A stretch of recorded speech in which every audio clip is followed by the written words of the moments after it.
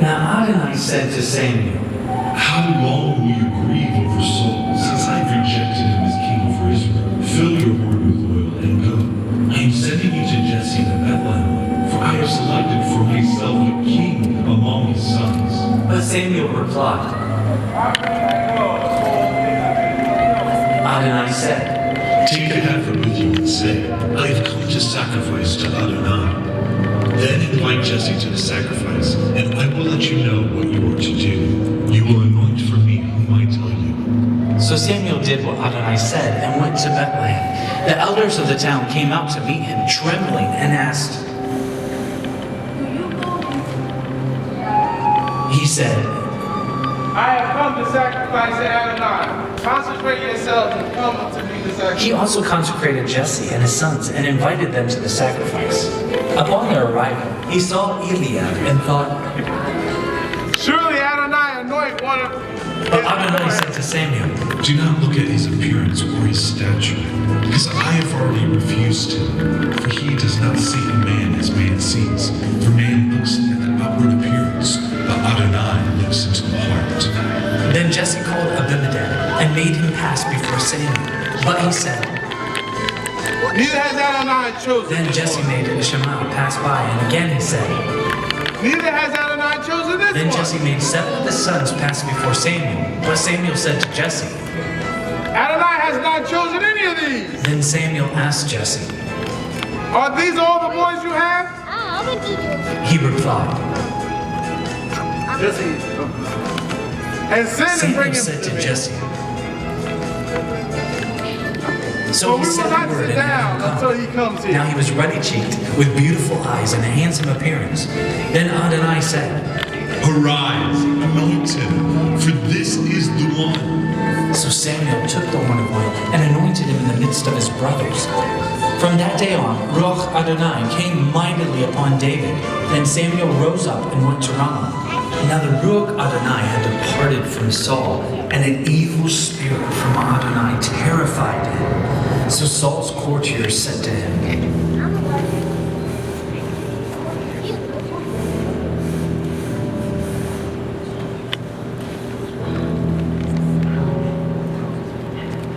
Then whenever the evil spirit from God comes on you, he will play with his instrument and you will feel better. So Saul said to his courtiers, Find me someone who can play well and bring him to me. One of the young men answered and said, I have seen a son of Jesse the Bethlehemite who is skillful in playing music. He is a mighty man of valor, a warrior, prudent in speech, a handsome man, and Adonai is with him. So Saul sent messengers to Jesse and said, Send me your son David, who is with the flock. So Jesse took a donkey, loaded it with bread, a bottle of wine, and a young goat, and sent them with his son David to Saul. Then David came to Saul and became one of his attendants.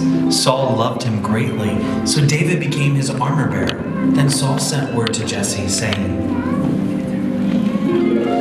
Let David now keep attending me, for he has found favor in my eyes. It came to pass, whenever the Spirit from God came upon Saul, David would take the harp and play it with his hand. So Saul would feel relief and feel better as the evil spirit departed from him.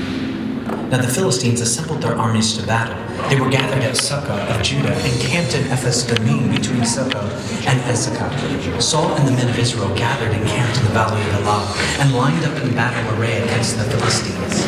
The Philistines were standing on the mountain on one side, and Israel was standing on the mountain on the other side, with the valley between them. Then a champion stepped out from the camp of the Philistines, named Goliath from Gath, whose height was 6 cubits and a span. He had a bronze helmet on his head and a breastplate of scale armor. The weight of the bronze breastplate was 5,000 shekels. He also had bronze shoe guards on his legs and a bronze javelin slung between his shoulders. The shaft of his spear was like a weaver's beam, and the head of his spear weighed 600 shekels of iron, and his shield bearer was marching ahead of him. Then he stood and shouted out to the ranks of Israel, saying to them, Why come out to line up in battle array? Am I not a Philistine, and aren't you Saul's servants? Choose for yourself a man and let him come down to me. If he is able to fight with me and kill me, then we will become your slaves. But if I prevail against him and I kill him, then will you become our slaves and serve us. The Philistine added, Today I defy the ranks of Israel. Give me a man so we may fight together. But when Saul and all Israel heard these words of the Philistine, they were dismayed and very terrified. Now David was the son of a certain Ephraite, man of Bethlehem of Judah, whose name was Jesse. He had 8 sons, and during the days of Saul the man was old, advanced in years among men. Now the 3 oldest sons of Jesse had already left and gone after Saul to the battle. The names of these 3 sons who went to the battle were Eliab the firstborn, and second to him Abinadab, and the third Shammah. David was the youngest, so the 3 oldest followed Saul. Now David would go back and forth from Saul to tending his father's sheep by Bethlehem. For 40 days that Philistine would come out every morning and evening to present himself. Then Jesse said to his son David, Take now for your brothers and an ephah of this roasted grain and these 10 loaves and carry them quickly to the camp. To your brothers, also take these 10 slices of cheese to the captain of their thousands and check out the welfare of your brothers. Bring back some trophies from them. They are with Saul and all the men of Israel in the valley of Elah, fighting with the Philistines. So David rose up early in the morning, left the flock with the keeper, took the provisions, and went as Jesse had commanded him. When he reached the camp, the army was going out to the battle line, shouting the war cry. Israel and the Philistines drew up their battle lines, army against army. Then David left his baggage in the care of the baggage keeper and ran to the battle line and entered to check out his brother's welfare.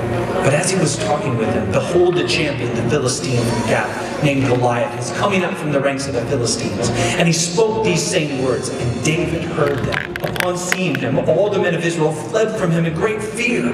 All the men of Israel were saying, Have you seen this man who keeps coming up? Surely he is coming up to defy Israel.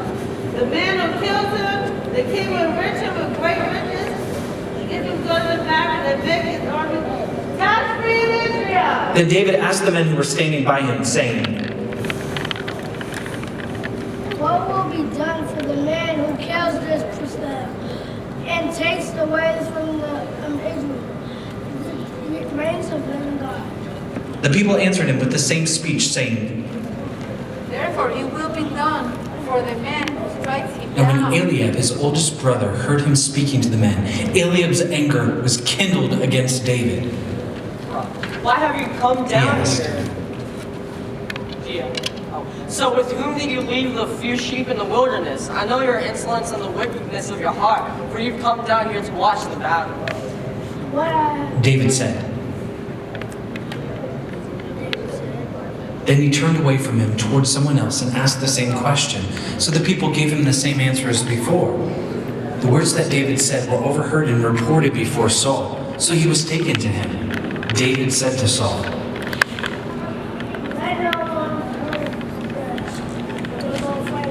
Then Saul said to David, You can't go fight this Philistine, for you're just a youth. But David said to Saul, Your servant has been tending his father's sheep and lying there and carrying up the flock. I went out after him and struck down and rescued him without fear. Your servant has killed multiple lambs. This is really food.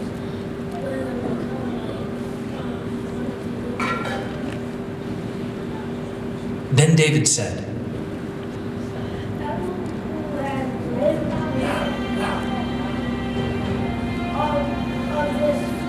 said Saul to David.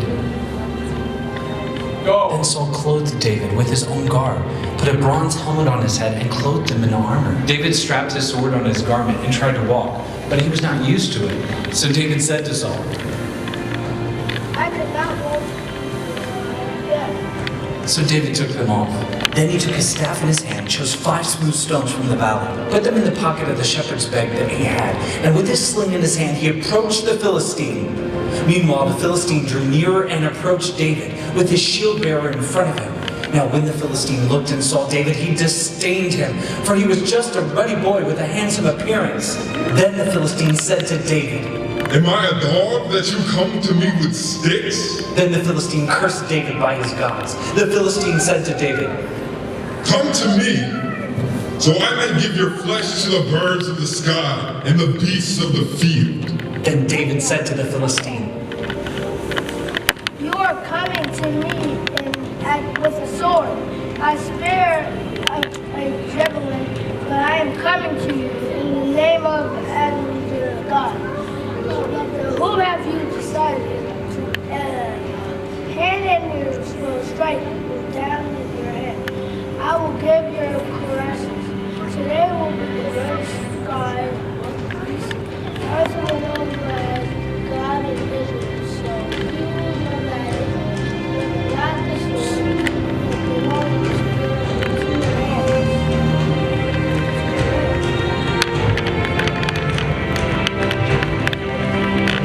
Then when the Philistine rose and began to advance, drawing near to meet David, David ran quickly towards the battle line to meet the Philistine. David put his hand in the bag, took from it a stone, and slung it, striking the Philistine in his forehead. The stone sank into his forehead, so that he fell on his face to the ground. So David prevailed over the Philistine with a sling and a stone, struck the Philistine down, and killed him. Since there was no sword in David's hand, David ran, stood over the Philistine, picked up his sword, drew it from its sheath, slew him, and cut off his head with it. When the Philistines saw that their champion was dead, they fled. Then the men of Israel and Judah rose up, shouted, and pursued the Philistines all the way to the valley up to the gates of Ekron. The slain Philistines fell down along the way to Shaaraim, even up to Gath and Ekron. When Bnei Israel returned from chasing the Philistines, they plundered their camp. David took the head of the Philistine and brought it up to Jerusalem, but he put his armor in his own tent. Now when Saul saw David going out against the Philistine, he asked Abner, the commander of the army. Abner, whose side is this boy? Abner said, As your soul lives, your majesty, I don't know. So the king said. So when David returned from killing the Philistine, Abner took him and brought him before Saul with the head of the Philistine in his hand. Saul said to him, David answered,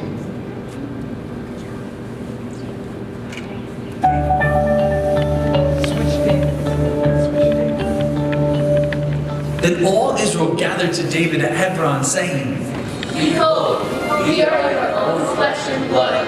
In the past, even when Saul was king, you were the one that led out and brought in Israel.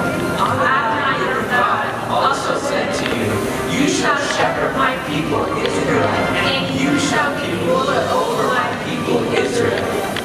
When all the elders of Israel came to the king at Hebron, David made a covenant with them in Hebron before Adonai. They anointed David king over Israel, in keeping with the word of Adonai by the hand of Samuel. Then David and all Israel went to Jerusalem, that is Jebus, where the Jebusite inhabitants of the land lived. Now the residents of Jebus said to David, You cannot get in here. Nevertheless, David captured the stronghold of Zion, which is now the city of David. David had said, Whoever strikes down the Jebusites first will be commander-in-chief. So Joab, son of Zeruiah, went up first, so he became commander. David lived in the stronghold. For this reason it is called the City of David. He fortified the city all around, from the Milo to the surrounding walls, and Joab repaired the rest of the city. David grew more and more powerful because Adonai Teviot was with him. Now David again gathered all the chosen men of Israel, 30,000. Then David and all the people who were with him arose and set out from Baal Judah to bring up from there the ark of God, which is called by the very name of Adonai Teviot, who is enthroned between the cherubim.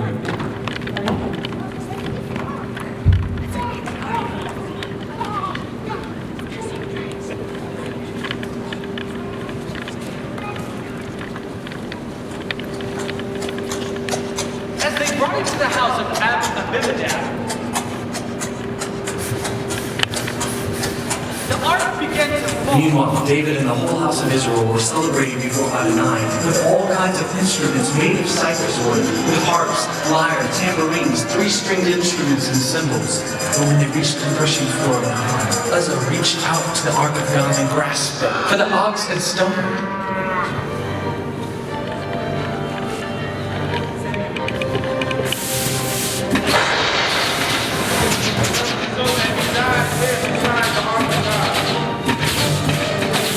David was upset because of Adonai's outburst against Uzzah. That place is called Perez Uzzah to this day. So David was frightened of Adonai that day. Then he said, How can the ark of Adonai come to me? David was unwilling to move the ark of Adonai to him, to the city of David. David diverted it to the house of Obed-Edom the Gittite. So the ark of Adonai remained in the house of Obed-Edom the Gittite 3 months. Meanwhile, Adonai blessed Obed-Edom and his entire household. Then it was reported to King David, saying,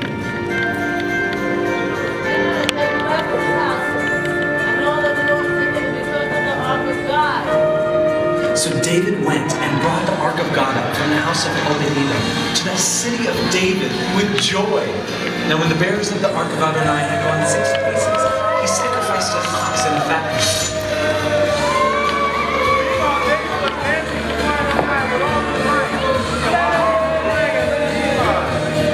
So David and the entire house of Israel brought up the ark of Adonai with shouting and with the sound of the shofar. But as the ark of Adonai entered the city of David, Saul's daughter Michal looked up at the window and saw King David weeping and dancing before Adonai. So she despised him in her heart. Of the pit that David had picked for us. So David offered burnt offerings and fellowship offerings before Adonai. When David had finished offering the burnt offerings and fellowship offerings, he blessed the people in the name of Adonai Teviot. Then he distributed to all the people, to the whole multitude of Israel, men and women alike, to everyone a loaf of bread and a cake made in a pan and a raisin cake. Then all the people departed, each to his home. David returned to bless his own household, but Saul's daughter Michal came out to meet David and said, How the king of Israel distinguished himself today? He uncovered himself today in the eyes of the slave girl of his subjects, as any Roman fellow would shake his slave himself. David said to Michal, Do you choose me instead of your father and all his household? Appointing me ruler over the people of Adonai, over Israel. So I danced before Adonai and have dishonored myself even before then. And this is now in my own eyes. And the eyes of the girl whom you mentioned I will be honored. So Saul's daughter Michal had no children to the day of her death. Now it came about when the king lived in his palace and Adonai had granted him rest from all his enemies around him, that the king said to the prophet Nathan, See now, I am living in a house of cedar, yet the ark of God remains within curtains. Go do all that is in your heart. Nathan said to the king, Adonai is with you. But it came to pass the same night that the word of Adonai came to Nathan, saying, Go tell my servant David, thus says Adonai, are you to build me a house for me to dwell in? Since the day that I brought up the children of Israel from Egypt to this day, I have not dwelled in a house, but have been moving around in a tent, even in a tabernacle. In all my journeys among the children of Israel, did I ever speak a word to any of the tribes of Israel, whom I commanded to shepherd my people Israel, saying, Why have you not built me a house of cedar? So now, thus you shall say to my servant David, Thus says Adonai Teviot, I took you from the pasture, from following the sheep, to be ruler over my people, over Israel. I have been with you wherever you went, and have cut off all your enemies from before you. And I will make your name as great as the greatest on earth. I will also set up a place for my people Israel, and will plant them, so that they may dwell in their own place and not be disturbed again. Nor will the children of wickedness afflict them any more as in the past, since the day that I commanded judges to be over my people Israel. So I will give you rest from all your enemies. Moreover, Adonai declares to you that Adonai will make a house for you when your days are done and you sleep with your fathers. I will raise up your seed who will come forth from you after you, and I will establish his kingdom. He will build a house by my name, and I will establish his royal throne forever. I will be a father to him, and he will be a son to me.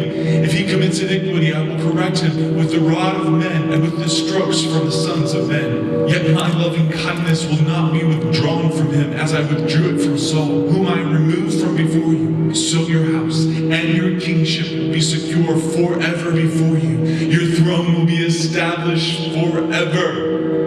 Just so Nathan spoke all these words and all this vision to David. Then King David went in and sat before Adonai and said, Who am I my Lord Adonai, and what is my family that you have brought me this for? Yet this was a small thing in your eyes, my Lord Adonai, for you have spoken also of your servant's house for the distant future. This is my revelation for you, Manny, my Lord Adonai. What more can David add in speaking to you?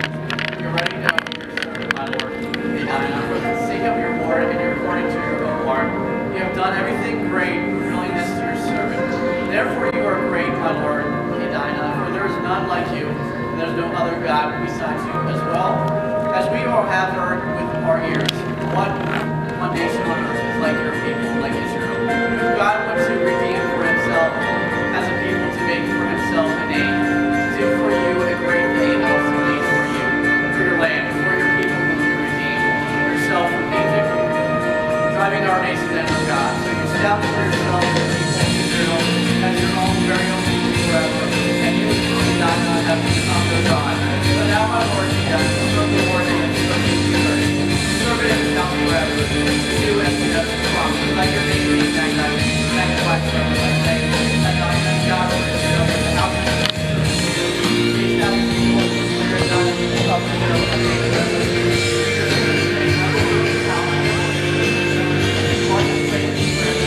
now, my Lord, you are also God.